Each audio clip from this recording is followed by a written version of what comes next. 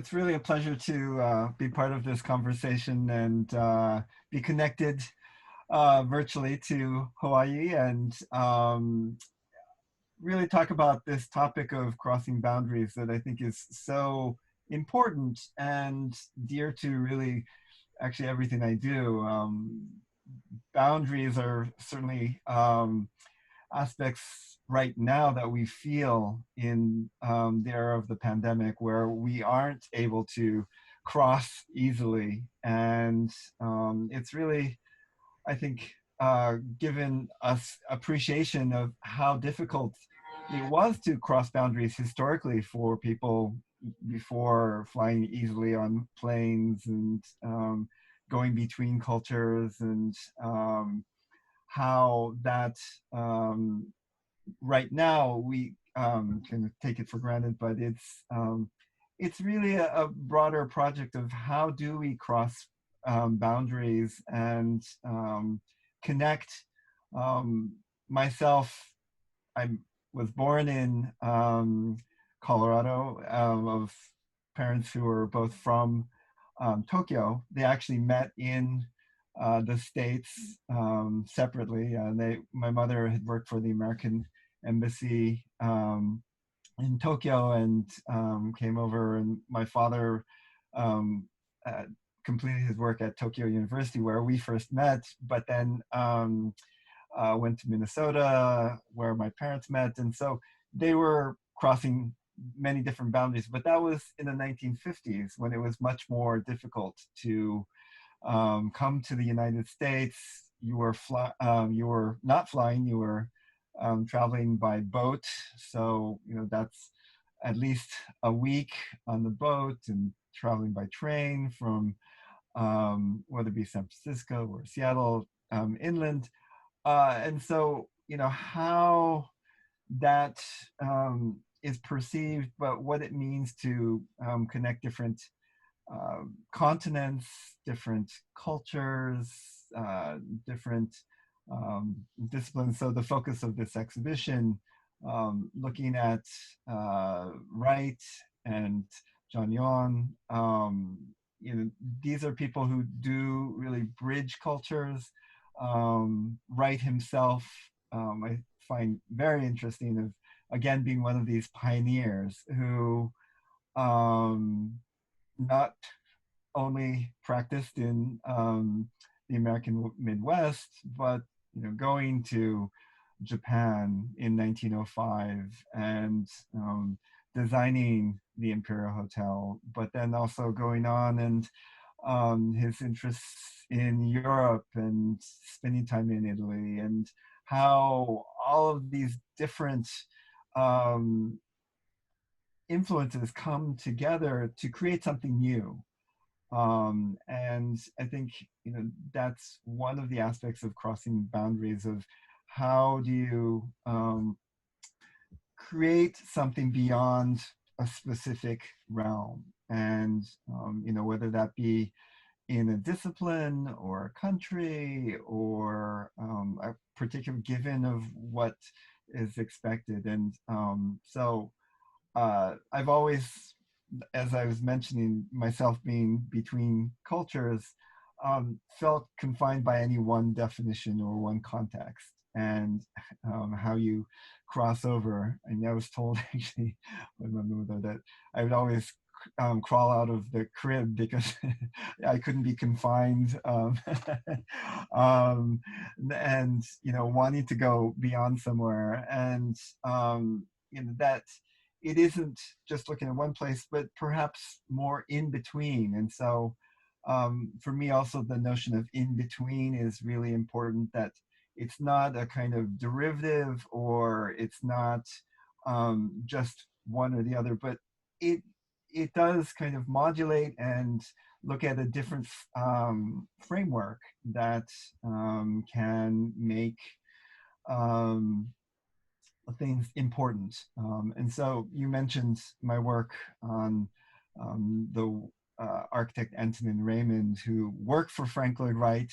He was a Czech-born American architect, naturalized, but then traveling to Japan to work on the Imperial Hotel. it changed his life to practice in Japan for some 40 years, but also have a home in the States. And you hope that he would establish during World War II. But he was constantly in between all of these different contexts between Europe, America, and Asia, Japan, and creating modern architecture. But one thing that's interesting, I think, about Antonin Raymond, he does spend more time in living in Japan than Wright.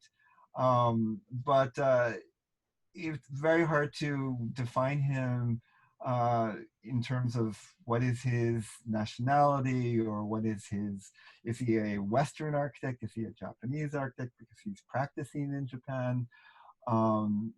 How, I mean, even Czech-born American practicing in Japan, that becomes very complicated, but it's what informs the dynamic and, what I would see as international, at least in that period between World War I and World War II, but one that is, again, creating something between these borders, and one that is, I think, in terms of architecture and design, really exciting, because it is about what you can create, and people's interests do inevitably cross borders, and people travel. How important that becomes in the information, in how you um, design and imagine places beyond just where the site of the particular structure or garden or whatever might be. And so, this is all kind of integral to um, uh, this notion of crossing borders, I think, and how it is, when we think about that notion of crossing borders, whether you're crossing a mountain or whatever, things always look differently from one side or the other. And how there is, if you're in the States looking to Japan versus you're in Japan looking to the States, it can be different. And that context is very important to understand. Um, and it's one that is dynamic and fluid, and one that, when we look at all of this, I think historically, it's one that, for example, uh, you see it, these ideas continually evolving. To go back again to the era of Anton Raymond and his circle in Japan, which I wrote about in my book, International Architecture and Interwar Japan, um, Stemi Horiguchi and Mamoru Yamada, they're looking to all these different places in Japan. They're looking to the Viennese secessionists, but the Viennese secessionists are looking to Japanese art. And also Wright is looking to the Viennese secessionists, and they each articulate these interests in different ways. And so, in this era of, I think appropriation is a very important, complex issue to address. But how one can understand, be inspired, and transform aspects, I think, become very important. And so, one is not necessarily limited to one's own culture. One can be interested in many different places, and learn to create in all different ways that is not necessarily just derivative, but it is something that's pushing something forward. And so again, how these inspirations between contexts can evolve, and whether that be through these travels or through magazines that people are inspired by, or interactions between people. So whether it be Wright and Endo in Japan, or Wright and Raymond, or so many other people, or you see this continually evolving. I understand you interviewed Kengo Kuma. Um, Kuma-san has told me that he's always been very interested in Frank Lloyd Wright, and this way that he's been between cultures. And I think Kuma himself is one who goes between cultures to interpret, but also understand. When you're in your own culture, sometimes you don't appreciate it. It's one that, myself looking to Japan from the United States, I see it in a broader way than if I'm only in Japan. And you can see connections to other different places. And it's one that uh, is, until you are outside of something, you might not be conscious of that. Again, like when we're talking about borders, when the border is closed, you're much more aware of that, rather than when it is free. And how, again, coming back to Kuma, himself studying at Columbia University, and seeing how Japan is seen from the outside, I think was actually very important for him to see what is a real treasure, whether that be craftspeople in Japan that have been overlooked for many years, or not only looking to the West, what is within the context, in a regional context, but all of this, I think, is part of appreciation through crossing borders.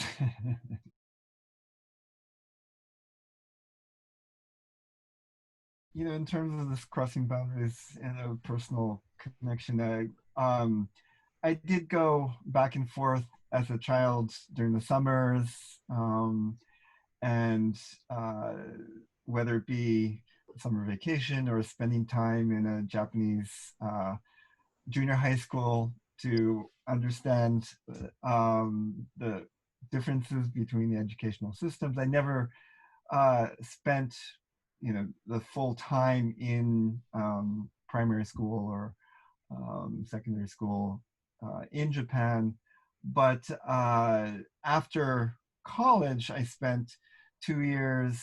I think that was when we first met, when I was at the Tokyo Institute of Technology. Then after that, being at Berkeley for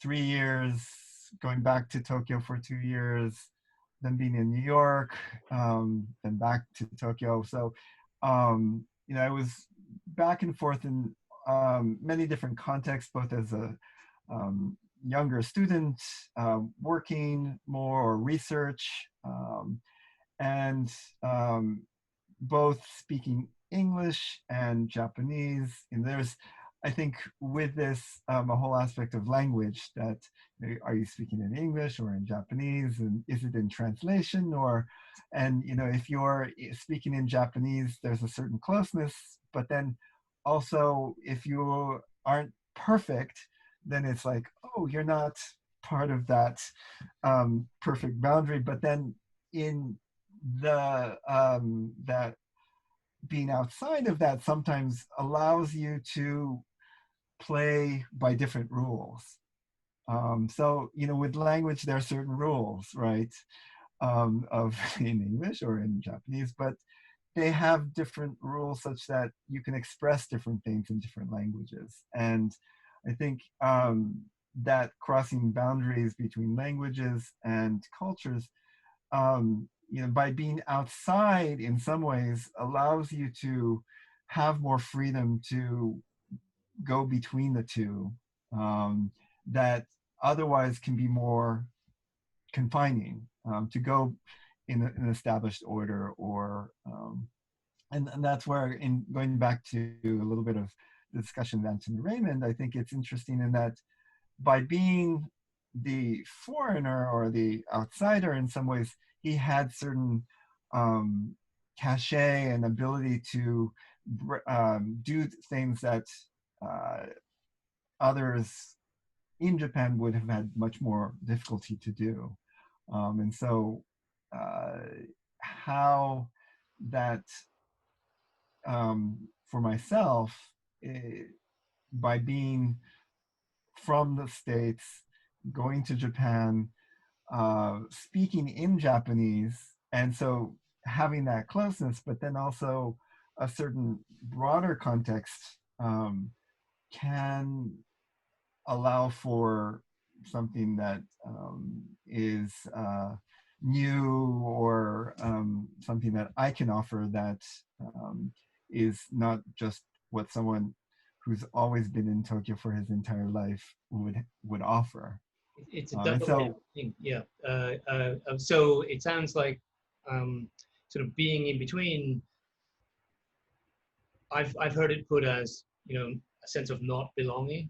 But if you navigate that, as you say, you can leverage that condition as well, right? It has its advantages. and in not belonging, but then if you see it in a different context, there's a certain independence, or there's a certain space that you can, um, uh, it can be very complicated in terms of identity and so forth. And if you don't have a certain base, but then that base can be changing. Whether you are in Tokyo, or you're in Seattle, or you're in Honolulu, or that I don't think is always bound in stone. It's ideal if you speak multiple languages, and you can combine words, because certain words don't really translate, or certain notions. But and people communicate in all different ways. I mean, I think that's one of the positives of Zoom, that you have the visual as well as the sound, Right. that is, whether you're bowing all the time and yes, yes, or um, uh, whether you make direct eye contact or not, there are aspects to this that uh, work, um, that in between people, and how things are understood or translated, and notions of translation is it exact, or is there something different that comes out from that? And that's this kind of notion of found in translation, that it's not that it's lesser in translation. Sometimes there can be ways that it becomes even more interesting, or it has, in a particular context, can take on a different interest or meaning. And so how we can look at that in a creative way. So at Columbia, my primary advisor was Kenneth Frampton, who has crossed boundaries between the UK and New York, and he has been translated his text into many, many languages, into Japanese and Chinese. But I remember very clearly he was talking about how, in the translation of his work, it's he said, "Oh, there's no real translation. It's always a transformation." that it um, it transforms. It becomes something different, and that it can't be a complete equal. We see with Google Translation that it can't be um, completely harmonious and equal. There is something that changes. Interesting, I think, when we think about design, translation in design of how you can, whether bring it to the present day, or you can translate an idea from a different culture into um, a particular one where it means something. It really does resonate, and it really has a logic unto itself, and isn't fake. It isn't kind of kitsch, and but actually one scholar I always kind of come back to, Stephen Greenblatt, the kind of new historicist.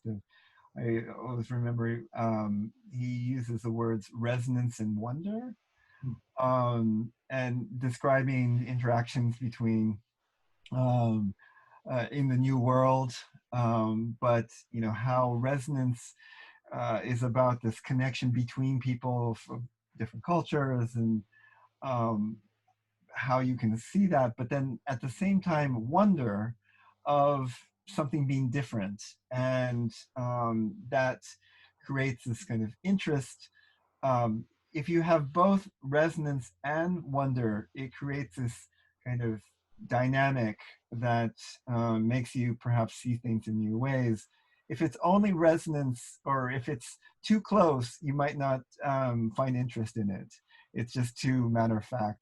And if it's too different, then you don't have any interest, because it's you don't have that connection. But how they integrate in particular ways, what that resonance and wonder is, we feel this connection, but it's different in some ways. And even John Young's work, or Frank Lloyd Wright, people find resonance with it, but in different ways, perhaps, like from the context of Japan, or from the context of America, or from the context of Holland, looking at it from the De Stijl group. And but it's resonant in some ways, but it's wondrous in other ways. And so I think that's I do find that really important in this kind of dynamic of design, and how we can be inspired, but create something new.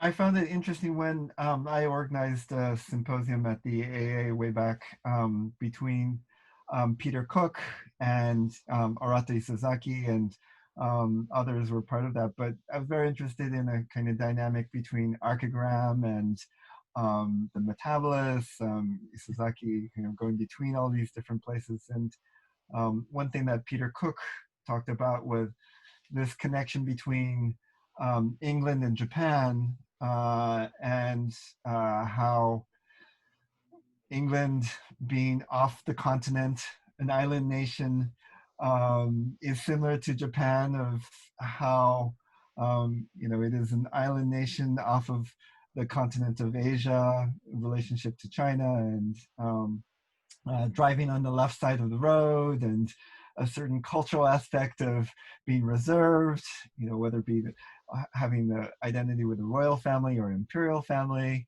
But then, how the built environments of England and Japan can be completely different, of the rate of change, and how, you know, 10 years, 20 years in Tokyo is a very long time for something to exist, whereas, that's just a kind of touching the surface, perhaps, in London, of something that gaining legitimacy, or, just how that dynamic can play out in terms of that resonance and wonder.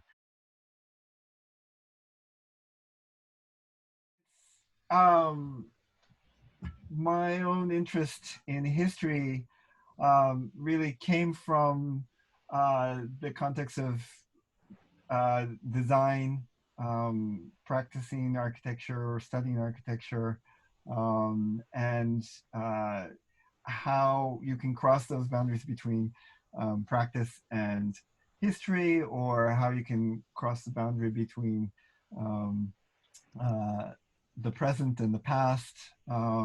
And in my own formation, after spending time at Berkeley, in, and studying, there was the architectural historian Spiro Kostov, who was at actually at the end of his career, and he passed away just after I had left. But he really instilled in me this interest in history, and so that led me to pursue a PhD at Columbia.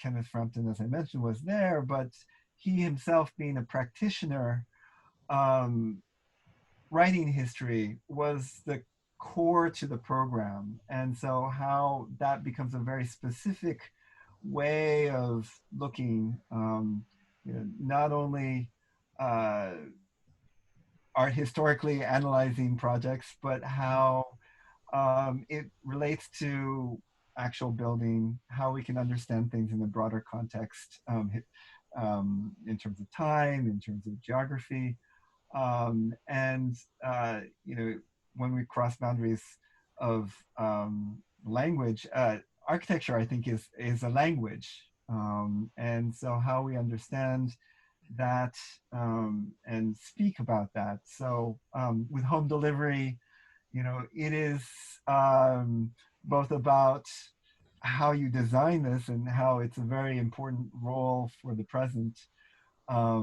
to design on a larger scale, but how we can understand that through the lessons of so many um, architects from the past, as well as in the context of Japan, prefabrication Right. is all about how things are built. It's not just about the divine individual design, but the carpenter has a system, and you have the shoji screens that fit into the column spacing and how you coordinate that, and have the tatami mats as part of that. So, when you look at it in this broader context, it does, I think, connect. And Yep. so that's one of the things that, it has to have that logic. And No, I totally see it. Yeah. I mean, that's part of why, I'm very happy that that is understandable. Theory and practice are very important, the kind of dynamic, but it's, you know, one of the interests for me in Japan is that so much is actually realized, how it's built. So it's not only about talking about it, it's, how you make something created. And I think, you see that in Hawaii, in between, right, right. a kind of culture of building and a culture of connection to the natural landscape, and how that really can be, again, ultimately felt and lived in. Okay. No, that's good. That's very good. Um, Thank you, Ken, for your time. I do Absolutely. appreciate And your time for this. Ken, it's a just, good yeah, sorry, go ahead. Sorry. a good friend of mine, or I was just leading this tour of architects, or for the Society of Architecture Historians in Japan last December, and one of the members was an architect from Hawaii, John John. Hara. Yeah, yeah, yeah. We talked about it, and he said he's gonna go see you. And Kevin met him too. Yeah, Uh, yeah. Yeah. and he was wonderful. He himself, working with Isamu Noguchi, and kind of another figure crossing borders.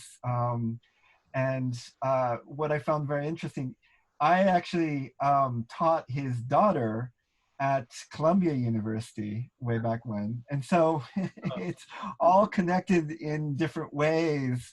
It's this small world in that way. You think it's a broad world that is anonymous, but in the end, we're connected. I ended up in Seattle in some ways by chance, because there was a job for international architecture, but I was then in London and I had no idea, where I would end up in the job market. But uh, it turns out, this is where George Nakashima graduated, Mm. and he himself was someone who worked for Anton and Raymond, and then, as it turns out, I went to school with George Nakashima's daughter at Berkeley, and am close with his daughter, Mira Nakashima, now through lots of projects with the Raymonds and New Hope. And it turned out that she graduated from college 25 years before I did. Um, and so when I was graduating, she was going back for her reunion. And so, you know, it's surprisingly small world of people who cross boundaries. And I think that's one thing that's really exciting about your exhibition, is bringing these together. And there's going to be an exhibition on Isamu Noguchi up in Western Washington University here. And I was really surprised to know all these connections between Seattle and Mure and Shikoku, where Noguchi had his studio, and the art world here, and why his Noguchi's Black Sun is in front of the Seattle Asian Art Museum. And these objects have trajectories of how they move, people move, ideas move, and I think that's kind of the excitement of our modern existence. Yeah, but with modernity, I think principles still stay the same. That's what makes it fun and interesting. Exactly. But I would have to say, in the age of the internet and the age of, we can be anywhere through Zoom instantly, but without that actual experience somewhere else, you Yeah. might not really understand that. And so it's that much more important to physically cross that boundary to Exactly. understand the light, the air, the culture, certain nuances. And once you understand that, then this digital platform continues that, but it doesn't replace, the digital possibilities don't completely replace the actual. One other thing I just wanted to mention, I was working on Kiyonori Kikutake, and he was, looking at these ocean cities on the sea, and he really looked to Hawaii. I think he spent time at the University of Hawaii and gave lectures there, and that ongoing project is something that is something to investigate. And it's in between land and water, and how we look at these possibilities. I think it still is a pursuit to deeply investigate.